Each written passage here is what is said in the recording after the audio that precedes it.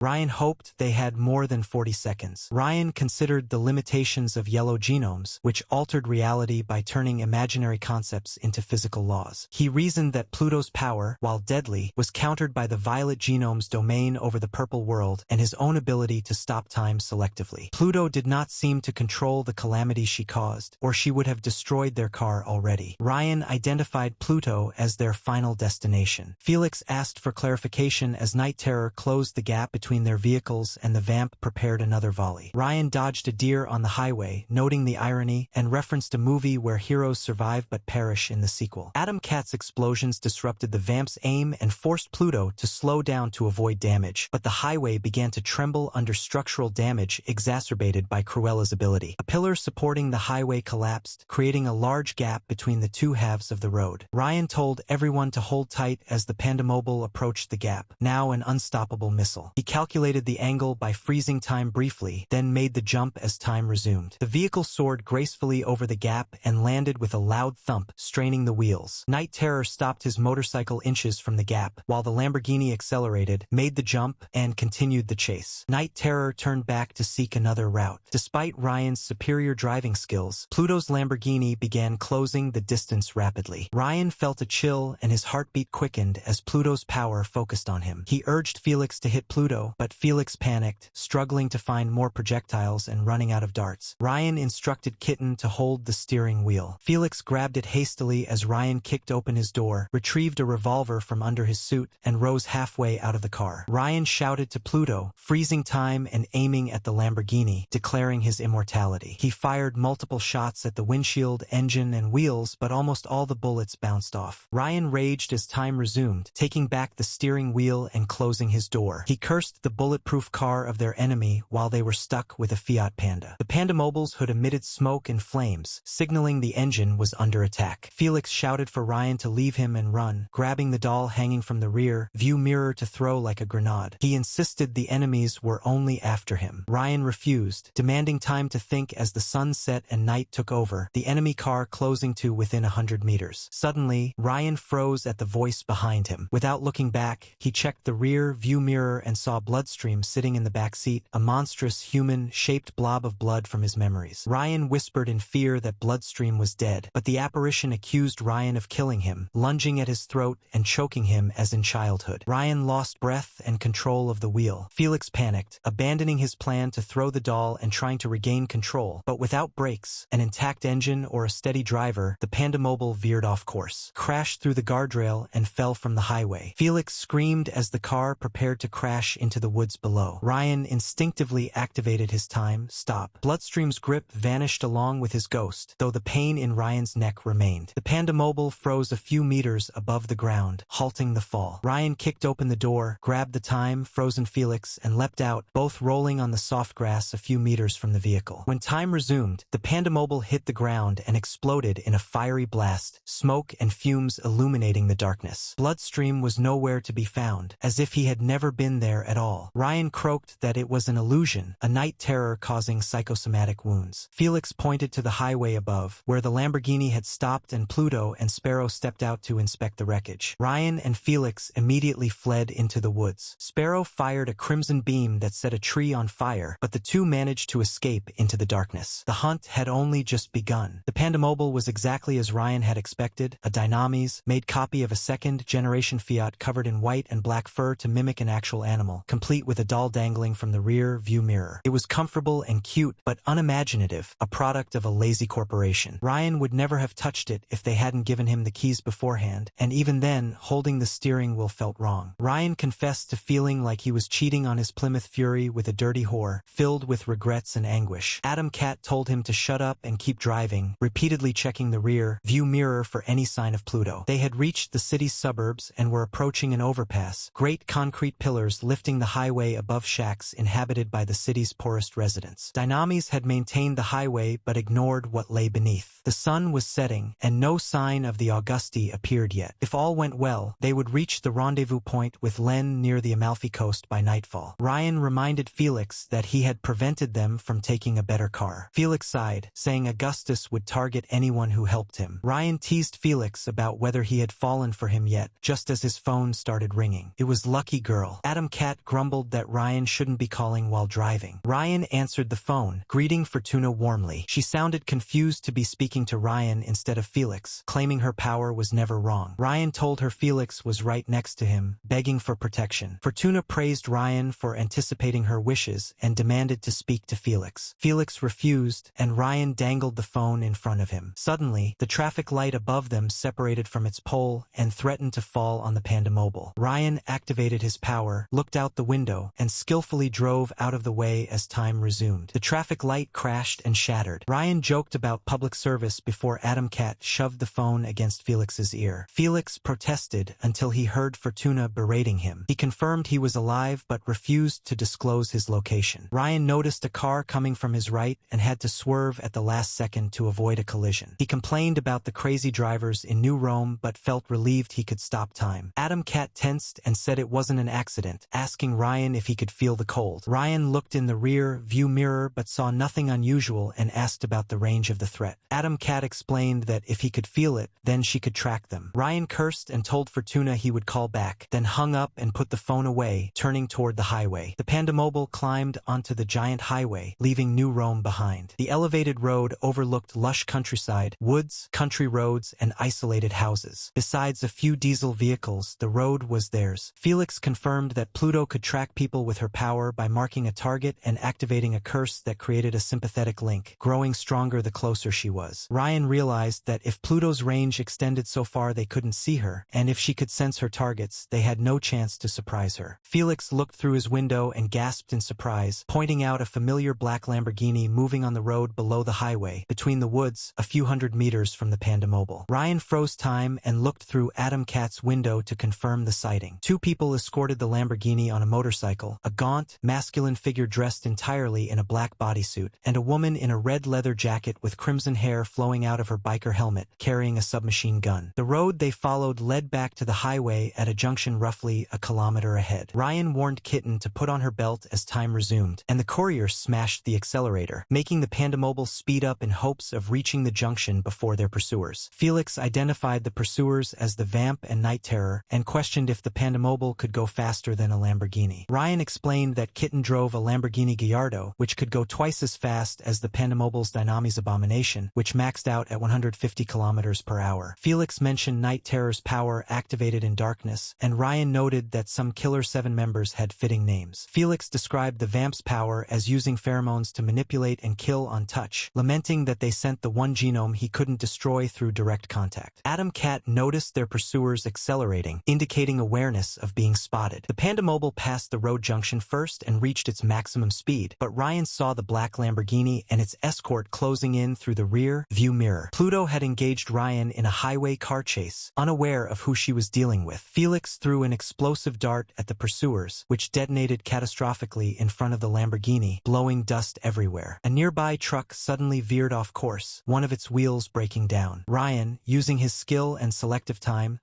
dodged the falling vehicle and narrowly avoided a pickup suffering the same problem. Ryan checked the Pandamobile and realized the brakes no longer worked. Felix warned the situation would worsen the closer Pluto got. Pluto's Lamborghini emerged from the dust unharmed, and the Vamp raised her submachine gun at the Pandamobile. Ryan and Felix ducked as bullets shattered the rear windows and impacted the windshield. One glass shard veered toward Adam Cat's throat, but he stopped time, grabbed the shard, and threw it out of the car once time resumed. Ryan asked if Pluto had any weaknesses. Felix said she could only target one person at a time and threw another dart at Night Terror's motorcycle, which dodged it but was prevented from aiming. From the glass shard incident, Ryan deduced Pluto was targeting Adam Cat, which could have been an advantage if the two heroes weren't in the same car. Adam Cat explained that Pluto's power required physical proximity to grow stronger, so increasing distance would reduce its potency and possibly restore the brakes. Ryan asked what would happen if Pluto got within 10 meters, and Felix grimly replied, heart attack. Ryan hoped it would take more than 40 seconds. He reasoned that all yellow genomes had strange limits, warping reality by turning imaginary concepts into physical laws. Pluto's power made death inevitable for her victims, but the purple world belonged to the violet genome. Like how Ryan ignored Fortuna's luck, he could break Pluto's hold on causality by stopping time selectively. He doubted Pluto controlled the calamity she caused, or she would have destroyed their car already. She was Fortuna's evil counterpart. Ryan declared she was their final destination. Felix asked paused for clarification as Night Terror closed the gap and the vamp prepared another volley. Ryan veered off to dodge a deer on the highway, making a dark joke about heroes living at the end of movies but dying in sequels. Atom Cat's explosions prevented the vamp from aiming her submachine gun and forced Pluto's car to slow down to avoid the blasts, but the highway trembled under the structural damage amplified by Cruella's ability. Eventually, a pillar holding the highway 24 meters above ground collapsed in front of the Pandamobile, causing cars to fall and creating a large hole between the two halves of the road, one slightly higher than the other. Ryan told everyone to hold tight as the Pandamobile became an unstoppable missile. He calculated the angle with a brief time freeze, then made the jump when time resumed. The Pandamobile soared gracefully through the air, crossed the hole at full speed, and Ryan adjusted its movements for a perfect landing, striking a confident pose. The vehicle landed with a loud thump, Felix nearly jumping from his seat as the wheels strained from the impact. Night Terror abruptly stopped his motorcycle inches from the hole, while the vamp expressed frustration. Pluto's Lamborghini, however, kept accelerating, soared through the air, and made the jump. Night Terror turned his bike around to find another route. Despite Ryan's experience, Pluto's car, capable of twice the Pandamobile's speed, began closing the distance from 300 meters to 200. A chill ran down Ryan's spine as if death itself crawled along his back. His heartbeat quickened, breathing shortened, and his vision blurred at the edges. His fingers twitched, and he heard his own heartbeat pounding in his skull. Pluto's evil gaze was fixed on him. Pluto snarled at Felix to hit the Pandamobile, his power making him unnaturally anxious. Felix panicked, unbuckled his seatbelt, and struggled to find another projectile, warning he was running out of darts. Ryan told Felix to hold the steering wheel. Felix hastily grabbed it as Ryan kicked open his door, drew a revolver from under his suit, and half rose out of the car while his cat fought to keep the Pandamobile on track. Ryan shouted at Pluto, freezing time as he aimed at the Lamborghini and declared his immortality. He fired multiple shots, 2 at the windshield, 1 at the engine, and 2 at the wheels, but almost all bounced off. When time resumed, Ryan took back the wheel and slammed his door shut, raging about the bulletproof car compared to their Fiat Panda. Smoke and flames began rising from the Pandamobile's hood as the engine took damage. Felix shouted for Ryan to leave him and run, grabbing the doll hanging from the rearview mirror to throw as a last-ditch weapon, claiming the enemy was only after him. Ryan refused, insisting he needed to think despite his worsening condition and the enemy car closing to 100 meters. Then Ryan froze in terror as he heard the voice of Cesare behind him. He dared not look back but caught the monstrous, human-shaped blob of blood in the rearview mirror. Cesare lunged at Ryan's throat, choking him like in their childhood, accusing Ryan of killing him, his own father. Felix panicked, abandoning his plan to throw the doll to regain control of the car. But without brakes, a functioning engine, or a skilled driver, the Pandamobile veered off course, crashed through the guardrail, and fell from the highway. Felix screamed as the car plunged toward the woods below. Ryan activated his time-stop, instinctively freezing the fall just meters above the ground. Bloodstream's grip vanished along with his ghost, though the pain in Ryan's neck remained. Ryan kicked open the door and grabbed the frozen Felix. They both leapt out, rolling onto the soft grass a few meters away. When time resumed, the Pandamobile crashed and exploded in a fiery detonation, smoke and fumes illuminating the darkness. Bloodstream was nowhere to be found, an illusion. Ryan croaked that it was an illusion capable of causing harm, possibly psychosomatic wounds, and called out to Night Terror. Felix pointed to the highway above, warning there was no time as Pluto and Sparrow stepped out of the Lamborghini to inspect the wreckage. Ryan and Felix immediately fled into the woods. Sparrow unleashed a crimson beam from her vantage point, setting a tree ablaze, but the two escaped into the darkness. The hunt had only just begun. The Pandamobile was exactly as Ryan expected, a Dynamese-made copy of a second-generation Fiat Panda, covered in white and black fur to mimic an actual animal. It was comfortable and cute, with a doll dangling from the rearview mirror, a lazy corporate design with no imagination. If not for being given the keys beforehand, Ryan wouldn't have touched the car. Even holding the steering wheel felt wrong. He muttered that driving it felt like cheating on his long-suffering wife with a dirty whore, filled with regrets and anguish. Atom Cat told him to shut up and keep driving, repeatedly checking the rearview mirror for signs of Pluto as they reached the city's suburbs and approached an overpass. Concrete pillars lifted the highway above New Rome, looming over shacks inhabited by the poorest residents. Dynamese had maintained the highway, but the area below was neglected. The sun was setting, and no sign of the Augusti appeared yet. If all went well, they would reach the rendezvous with Len near the Amalfi coast by nightfall. Ryan reminded Felix that he had prevented them from taking a better car. Felix sighed, acknowledging that Augustus would target anyone helping him, and apologized for snapping at Ryan, who teased Felix Felix about whether he had fallen for him yet, noting that Felix's sister had despite his efforts. Ryan's phone rang. It was Lucky Girl. Adam Cat gruffly reminded Ryan not to call while driving. Ryan answered, greeting Fortuna warmly, surprised she was confused to have reached him instead of Felix. Fortuna explained her power never aired and she had been trying to call Felix. Ryan told Fortuna Felix was right beside him, begging for protection. Fortuna praised Ryan as the perfect gentleman and demanded Felix's phone. Felix refused, but Ryan dangled the phone in front of him. Suddenly, the traffic light above separated from its pole and threatened to fall on the Pandamobile. Ryan activated his power, looked out the window, and skillfully drove out of the way just before the traffic light crashed and shattered. He muttered about the state of public service before handing the phone to Felix. Felix protested until Fortuna berated him on the other end, confirming he was alive but refusing to reveal his location. Ryan tried to relax but had to swerve to avoid a car coming from the right. He complained about New Rome's reckless drivers, noting at least he could stop time. Adam Cat tensed and said it wasn't an accident, asking if Ryan could feel the cold. Ryan looked in the rearview mirror but saw nothing unusual and asked about the range of the cold. Adam Cat admitted he didn't know, but if he could feel it, their pursuer could track them. Ryan cursed under his breath, told Fortuna he'd call back, and ended the call. The courier warned Ryan not to hang up on him again before ending the call with Fortuna, slipping his phone back under his suit and turning toward the highway. The Pandamobile ascended the massive elevated highway, leaving New Rome behind. The urban sprawl gave way to forests, country roads, and scattered houses. Aside from a few diesel vehicles, Ryan had the road mostly to himself. Felix asked if Pluto could really track people with her power, recalling that Pluto hadn't noticed marking Ryan until they met in a previous loop. Felix confirmed that once Pluto marked a target and activated her curse, a sympathetic link formed between them, growing stronger the closer she was. He admitted not knowing the full extent of her ability. If Pluto's range extended beyond sight and she could sense her targets, they had no chance to surprise her. Felix suddenly gasped and pointed out a familiar black Lamborghini moving on the road below the highway, a few hundred meters behind the Pandamobile. Two people on a motorcycle escorted it, a gaunt figure in a black bodysuit and a woman in a red leather jacket with flowing crimson hair, carrying a submachine gun. The road they followed led back to the highway roughly a kilometer ahead. Ryan warned Felix to put on his belt as time resumed, then slammed the accelerator. The Pandamobile sped up, aiming to reach maximum speed and beat their pursuers to the junction. Felix identified the pursuers as the Vamp and Night Terror. He asked if the Pandamobile could outrun the Lamborghini, but Ryan noted that Pluto's Lamborghini Gallardo could go twice as fast as their vehicle, which maxed out at 150 kilometers per hour. Felix recognized Night Terror as the blue genome of the Killer 7, whose power activated in darkness, while the Vamp used pheromones to manipulate or kill on touch. Adam Cat, watching through the window, ground his teeth as he saw their pursuers accelerating, aware they had been noticed. The Pandamobile passed the junction first and reached its top speed, but the black Lamborghini and its escort remained in pursuit. Pluto had engaged Ryan in a highway chase, unaware of who she was dealing with. Felix encouraged Ryan to go after them. Felix opened his window and expertly threw an explosive dart at the pursuers. Night Terror's motorcycle dodged it, but the dart detonated just ahead of the Lamborghini, creating a dust cloud. A nearby truck suddenly swerved off course, one wheel breaking down. Ryan used his time, stop skills, and driving experience to dodge the falling vehicle. He mocked the truck for lack of reincarnations, but immediately had to avoid a pickup with the same issue. Ryan checked the Pandamobile and discovered the brakes had failed. Felix warned the situation would worsen the closer Pluto got. Pluto's Lamborghini emerged from the dust cloud unharmed. The Vamp raised her submachine gun and fired at the Pandamobile. Ryan and Felix ducked as bullets shattered the rear windows and struck the windshield. A glass shard aimed at Adam Cat's throat, but Ryan stopped time, grabbed the shard, and threw it out before resuming time. Ryan asked if Pluto had any weaknesses. Felix said she could only target one person at a time and threw another dart at Night Terror's motorcycle, which dodged it but was prevented from aiming. Since the glass shard targeted Adam Cat, Ryan guessed Pluto directed her power at him, though they were in the same car. Adam Cat explained that Pluto needed physical proximity to strengthen her effect, so putting distance between them might restore the brake's function. Ryan asked what would happen if Pluto got within 10 meters. Felix grimaced and replied, "Heart attack." Ryan hoped they had more than 40 seconds. He reasoned that Pluto's power must have limits, as all yellow genomes warped reality by transforming concepts into physical laws, but the purple world belonged to the violet genome. Like Fortuna's luck, Ryan could break Pluto's hold on causality by stopping time selectively. He doubted Pluto controlled the calamities she caused, otherwise, their car would have exploded already. Ryan Ryan identified Pluto as Fortuna's evil counterpart and their final destination. Felix asked for clarification, but Ryan referenced a movie where heroes survive at the end, though the sequel ended badly. Atom Cat's explosions prevented the vamp from aiming and forced Pluto's car to slow down, but the highway began to tremble from structural damage amplified by Cruella's ability. One of the pillars supporting the highway collapsed ahead of the Pandamobile, causing cars to fall and leaving a large gap between two sections of road at different heights. Ryan told everyone to hold tight as the Pandamobile became an unstoppable missile. The side of the road ahead was slightly higher, offering a chance to jump. Atom Cat panicked but quickly fastened his belt. Ryan said he couldn't slow down even if he wanted to, froze time to calculate the angle, then made the jump as time resumed. The Pandamobile soared through the air, crossing the gap at full speed as Ryan adjusted its trajectory to ensure a perfect landing. He struck a confident pose, embodying the bravery required for such a jump. The vehicle landed with a loud thump, causing Felix to nearly jump from his seat. Ryan heard the wheels straining from the impact, fearing they might soon fail. Night Terror abruptly stopped his motorcycle just inches from the gap, abandoning the jump and frustrating the vamp. Meanwhile, the Lamborghini Gallardo accelerated, making the jump successfully while Night Terror turned to find another route. Despite Ryan's experience, Pluto's Lamborghini, capable of twice his speed, began closing the distance rapidly, from 300 meters to 200. A chill ran down Ryan's spine as the enemy car drew closer, his heartbeat quickening and vision blurring at the edges. Pluto commanded Felix to attack the Pandamobile, his power making Felix anxious. Felix struggled to find a new projectile, running out of darts. Ryan instructed Felix to hold the steering wheel. He kicked his door open, grabbed a revolver from under his suit, and rose halfway out of the car as Felix struggled to keep the vehicle on track. Ryan shouted at Pluto, freezing time and aiming at the Lamborghini. He fired multiple shots, 2 at the windshield, 1 at the engine, and 2 at the wheels, but almost all bounced off. As time resumed, Ryan took back the steering wheel, closing his door in frustration. The Pandamobile's hood emitted smoke and flames, the engine under attack. Felix found the doll hanging from the rear view mirror, preparing to throw it as a last-ditch projectile. He shouted that the attackers were after him alone and urged Ryan to run. Ryan refused, urging himself to think despite the enemy car closing to within 100 meters. Suddenly, a voice called his name from behind. Ryan froze, recognizing the voice without daring to look back. Through the rear view mirror, he saw Bloodstream, a monstrous human-shaped blob of blood, exactly as in his memory. Ryan whispered in fear that Bloodstream was dead. Bloodstream lunged for Ryan's throat, choking him as he had in childhood. Ryan lost breath and control of the steering wheel. Felix panicked, abandoning his plan to throw the doll and tried to regain control, but without brakes, a functioning engine, or a steady driver, the Pandamobile veered off course. The car crashed through the guardrail and fell from the highway. Felix screamed as the vehicle plummeted toward the woods below. Ryan activated his time, stop instinctively, halting the fall a few meters above the ground. Bloodstream's hold vanished along with the apparition, though pain lingered in Ryan's neck. Ryan kicked open the door, grabbed the frozen Felix, and leapt out, both rolling safely onto the grass below. When time resumed, the Pandamobile crashed and exploded in a fiery detonation, smoke and flames illuminating the darkness. Bloodstream was gone, never having been there at all. Ryan croaked that it had been an illusion, possibly psychosomatic wounds. Felix pointed toward the highway above, where the Lamborghini had stopped and Pluto and Sparrow stepped out to inspect the wreckage. Ryan and Felix fled into the woods as Sparrow fired a crimson beam that set a tree ablaze, but they escaped into the darkness. The hunt had only just begun. The Pandamobile was a Dynamics-made copy of a second-generation Fiat, covered in white and black fur to mimic an actual animal. It was comfortable and cute, with a doll dangling from the rear view mirror, a lazy corporate design lacking imagination. Ryan had initially tried to borrow a better sports car, but Kitten insisted on using the Pandamobile. Even touching its steering wheel felt wrong to him. He joked about feeling like he was cheating on his Plymouth Fury, filled with regrets. Atom Cat urged him to keep driving, repeatedly checking the rear view mirror for signs of Pluto. They had reached the city's suburbs, approaching an overpass. Great concrete pillars lifted the highway above the road like a bridge, looming over shacks inhabited by the city's poorest residents. Although Dynamics maintained the highway, they neglected the area below. The sun was setting, and no sign of the Augusti appeared yet. If all went well, they would reach the rendezvous point with Len near the Amalfi Coast by nightfall. Ryan reminded Atom Cat that he had prevented them from taking a better car, and Kitten retorted that it was now Ryan's life on the line as well, since Augustus targeted anyone helping him. Felix apologized for snapping but appreciated the help. Ryan teased Felix about whether he had fallen for him yet, just as his phone rang. rang. It was Lucky Girl. Adam Cat gruffly warned against calling while driving. Ryan answered, greeting Fortuna warmly. Fortuna expressed confusion, saying she had been trying to call Felix, as her power was never wrong. Ryan explained Felix was right beside him, begging for protection. Fortuna praised Ryan for anticipating her wishes and asked him to hand the phone to Felix. Felix refused, and Ryan dangled the phone in front of him. Suddenly, the traffic light above them detached from its pole, threatening to fall on the Pandamobile. Ryan activated his power, looked out the window, and skillfully drove the Pandamobile out of the way as time resumed. The traffic light crashed to the ground and shattered. The violet genome muttered about public service before pressing the phone to Felix's ear. Felix protested, but heard Fortuna berating him on the other end. He confirmed he was alive, but refused to reveal his location. Ryan noticed a car coming from the right and had to veer sharply to avoid a collision. He complained about the reckless driving in New Rome, noting the traffic had nearly killed him twice on his first day. Adam Cat tensed and pushed the phone away, warning Ryan it wasn't an accident and asking if he could feel the cold. Ryan looked in the rearview mirror but saw nothing unusual and asked how far the cold's range extended. Felix admitted he didn't know, but if he could feel it, then Pluto could track them. Ryan recovered the phone, told Fortuna he would call back, and hung up as she warned him not to hang up again. He took a turn toward the highway. The Pandamobile climbed onto the giant highway, leaving New Rome behind. The urban landscape gave way to woods, country roads, and isolated houses. Aside from a few diesel vehicles, Ryan had the road mostly to himself. Ryan asked Felix if Pluto could really track people with her power, recalling that Pluto hadn't noticed marking him until they met in a previous loop. Felix confirmed Pluto created a sympathetic link with her targets once marked, and the closer she was, the stronger her power. Felix then spotted something through the window and gasped. Ryan froze time and looked through Adam Cat's window, seeing a familiar black Lamborghini moving on the road below, about a few hundred meters from the Pandamobile. Two people on a motorcycle escorted the car, a gaunt man in a black bodysuit and a woman in a red leather jacket with crimson hair, carrying a submachine gun. The road they followed led back to the highway about a kilometer ahead. Ryan warned Felix to put on his belt, then resumed time and accelerated rapidly, aiming to reach maximum speed and beat their pursuers to the junction. Felix identified their pursuers as the Vamp and Night Terror. He questioned whether the Pandamobile could go faster than a Lamborghini. Ryan explained the Lamborghini Gallardo Pluto drove was faster, with the Pandamobile topping out at 150 kilometers per hour. Felix recognized Night Terror as the blue genome of the Killer 7, who activated his power in darkness. Ryan noted the fitting name and asked about the Vamp. Felix explained she used pheromones to manipulate and kill on touch, lamenting that she was the one genome he couldn't destroy by direct contact. Felix noticed the pursuers accelerating, aware they knew they had been spotted. The Pandamobile passed the junction first and reached maximum speed, but Ryan saw the black Lamborghini and motorcycle still in pursuit. Pluto had engaged him in a highway car chase, unaware of who she was dealing with. Felix threw an explosive dart at their pursuers with great skill. Night Terror's motorcycle dodged it, but the dart exploded in front of the Lamborghini, kicking up dust. A nearby truck suddenly veered off course, one wheel breaking down. Ryan used his honed skills and time, stopped selectively to dodge the falling vehicle. He mocked the truck, then had to avoid a pickup suffering a similar problem. Ryan checked the Pandamobile systems and realized the brakes no longer worked. Felix warned the situation would worsen as Pluto got closer. Pluto's Lamborghini emerged unharmed from the dust, and the Vamp raised her submachine gun, firing a volley that shattered the Pandamobile's rear windows and windshield. One glass shard veered toward Adam Cat's throat, but Ryan stopped time, grabbed the shard, and threw it out once time resumed. Ryan asked if Pluto had any weaknesses. Felix said she could only target one person at a time and threw another dart at Night Terror's motorcycle, which dodged it but was prevented from aiming. Ryan inferred Pluto had directed her power at Adam Cat. Adam Cat explained that Pluto's power required physical proximity to strengthen, so increasing distance might restore their brakes. Ryan asked what would happen if Pluto got within 10 meters. Felix grimaced and said it would cause a heart attack. Ryan hoped it would take longer than 40 seconds. He reflected that all yellow genomes had strange limits, warping reality by turning imaginary concepts into physical laws. Pluto's power made death inevitable, but the purple world belonged to the violet genome, who could break Pluto's control by stopping time selectively. Ryan doubted Pluto controlled the calamities she caused, otherwise, their car would have exploded already. Ryan declared Pluto was their final destination. Felix asked for clarification as Night Terror closed the gap and the Vamp prepared a second volley. Ryan veered to avoid a deer on the highway and joked that heroes lived at the end of the story, though he thought better of mentioning the sequel's fate. Adam Cat's explosion explosions prevented the vamp from aiming her submachine gun and forced Pluto's car to slow down to avoid being blown up, but Ryan already saw the consequences. The highway trembled, its structural damage worsened by Cruella's ability. Ahead of the Pandamobile, one of the pillars supporting the highway 24 meters above the ground collapsed, causing cars to plummet into the abyss. A large gap formed between the two halves of the road, one slightly higher than the other. Ryan warned Felix to hold tight as the Pandamobile became an unstoppable missile, aiming to jump the gap where the side of the road was higher. Adam Cat panicked, quickly putting on his belt and questioning Ryan's confidence. Ryan froze time briefly to calculate the right angle, then resumed it and made the jump. The Pandamobile soared through the air with grace, Ryan adjusting its movements for a perfect landing and striking a confident pose. The vehicle landed with a loud thump, Felix nearly jumping in his seat as the wheels strained under the impact. Night Terror abruptly stopped his motorcycle inches from the hole, refusing to jump, much to the vamp's frustration. The Lamborghini Gallardo, however, accelerated, soaring through the air and making the jump while Night Terror turned his bike around to find another route. Despite Ryan's experience, Pluto's car, capable of twice his speed, began gaining ground rapidly, closing the distance from 300 meters to 200. A chill ran down Ryan's spine as Pluto's evil eye fixed on him. Pluto's power made Felix unnaturally anxious, and he urged Felix to hit Pluto's car. Felix panicked, removing his seatbelt and struggling to find a projectile as his darts ran out. Ryan told Felix to hold the wheel, kicked his door open, grabbed a revolver from under his suit, and half rose out of the car. He froze time again and aimed at the Lamborghini, declaring himself immortal before firing multiple shots at the windshield, engine, and wheels. Almost all bullets bounced off. Ryan cursed the bulletproof car as the Pandamobile's hood emitted smoke and flames, the calamities targeting the engine. Felix shouted to leave him and run, grabbing a doll from the rear view mirror to throw like a grenade, claiming they were after him alone. Ryan refused and tried to think, his breathing growing shorter as night fell and Pluto's car closed to 100 meters. Suddenly, Ryan froze in fear at a voice behind him. He looked in the rear view mirror and saw Bloodstream, a monstrous human-shaped blob of blood resembling his childhood nightmare. Bloodstream lunged for Ryan's throat, choking him while accusing Ryan of killing him, his own father. Ryan lost breath and control of the wheel. Felix panicked, abandoning his plan to throw the doll and trying to regain control, but the Pandamobile veered off course without brakes, an intact engine, or a skilled driver. The car crashed through the guardrail and fell from the highway. Felix screamed as the Pandamobile plunged toward the woods below. Ryan activated his time stop instinctively. Bloodstream's hold vanished with his ghost, though the pain remained. The Pandamobile froze a few meters above the ground, interrupting the fall. Ryan kicked the car door open, grabbed the frozen Felix, and leapt out with him, both rolling onto the soft grass meters away. When time resumed, the Pandamobile hit the ground and exploded in a fiery blast, smoke and fumes illuminating the darkness. Bloodstream was gone, an illusion that had harmed Ryan psychosomatically. Felix pointed toward the highway above where the Lamborghini had stopped. Pluto and Sparrow stepped out to inspect the wreckage. Ryan and Felix fled into the woods as Sparrow unleashed a crimson beam, setting a tree on fire, but the two managed to escape into the darkness. The hunt had only just begun. Ryan recalled his experience with slasher movies from Friday the 13th to Candyman and his roles as relentless Terminator or pursued target. Night Terror was Freddy Krueger, Pluto was Death from Final Destination, the vamp a deadly trap, and Sparrow defied categorization, perhaps the final girl. Ryan and Adam Cat escaped through the woods, moving far enough that Sparrow's lasers could no longer reach them. They followed a hiking path down a wooded valley surrounded by lush ferns, trees, orchids, and cascading water. Ryan recognized the Valle del Ferrier, a pre-war natural reserve. Despite the distance, Ryan sensed Pluto's power active on him. His heartbeat raced, fingers twitched, and he nearly tripped on a rock. Pluto would not relent. Ryan checked his phone, trying to contact the Soviet Supreme Shorty, but found his signal jammed. Adam Cat suggested cutting the phone off to avoid tracking by Vulcan's tech. Ryan agreed, considering it would also spare him Lucky Girl's messages. He asked Adam Cat how far Night Pajama's range extended. In the forest near the pre-war natural reserve, Adam Cat examined Ryan's neck, noting red marks where the bloodstream hallucination had choked him. He asked if Ryan was okay, admitting he had been scared when Ryan had freaked out like a man possessed. Ryan acknowledged Adam Cat's concern but warned that Night Pajama would suffer the Luigi treatment after putting him through such a scare. He instructed Adam Cat to continue south while he went east. Adam Cat questioned if Ryan wanted them to split, recalling that was a bad idea in slasher movies, but Ryan insisted that Cruella could only target one person at a time and was focusing on him. He planned to lead her into a trap, saying that if Adam Cat escaped, they had won. Ryan also refused refused to risk the Killer 7 tracking them to the rendezvous point, emphasizing that risking his own life was one thing, but endangering Len's was another. Felix protested immediately, refusing to leave Ryan to die. Ryan told him to trust him, grabbing a revolver in each hand and explaining he did better without teams. When Felix hesitated, Ryan threatened to shoot him too, prompting Felix to reluctantly agree, warning Ryan not to die for him. Ryan joked that Len would nag him in the afterlife if he did, then told Felix to go. Adam Cat followed the hiking trail south,